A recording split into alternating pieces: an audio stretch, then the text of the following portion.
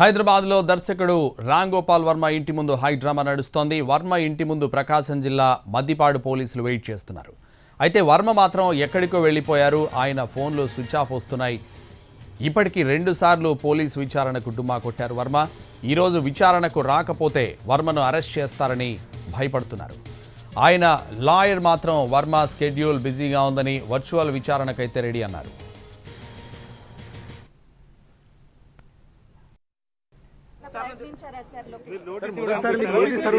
Information ఏం లేదు, కనుక్కొని చెప్తాం ప్లీజ్.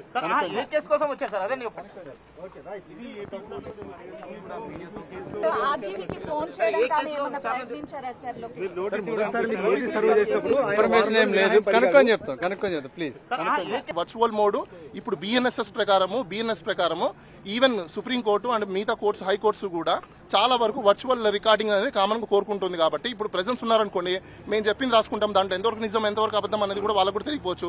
ఇంకా మీకు వర్చువల్ మోడ్ అయితే రికార్డ్ చేసుకోవచ్చు, వీడియో రికార్డింగ్ ఉంటుంది, ఇంకా అథెంటిసిటీ ఉంటుంది, ఇంకా చాలా మీకు బేస్ డాక్యుమెంట్స్ లేకుండా ఈ వీడియోనే ఉంటుంది. కోర్టుకు అది కూడా సమర్పించుకోవచ్చు. మేము ఇంత ఫెసిలిటీ మేము ఇస్తామన్నప్పుడు, ఇంత కోఆపరేట్ చేస్తాం అనుకోండి, ఇంకా గందరగోళం లేవు. ఇక్కడ సహకరించమని చెప్పింది, మేము సహకరించమని చెప్పామా? లేదుగా.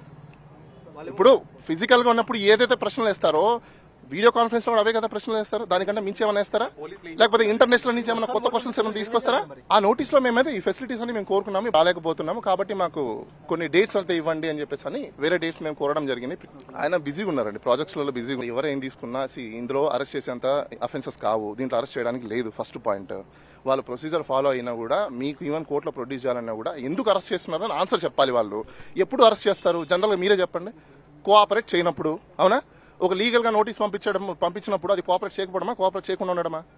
వాలంటరీగా మేమే ఆన్సర్ చేస్తున్నాం కదా. ఎప్పుడు కోఆపరేషన్ అంటే ఏంటి? కోఆపరేషన్ అంటే ఏంటి? ప్రతిదీ మేము అందుబాటులో ఉండడము, అందుబాటులో లేకపోవడం అయితే అది నాన్ కోఆపరేషన్ అనుకోవచ్చు.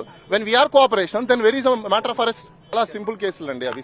ఆన్లైన్ లో ఏవో పోస్టులు పెట్టారు, ట్విట్టర్ లో పోస్టులు పెట్టారు, ఫేస్బుక్ లో పోస్టులు పెట్టారు అని చెప్పేసి అని పెట్టారు.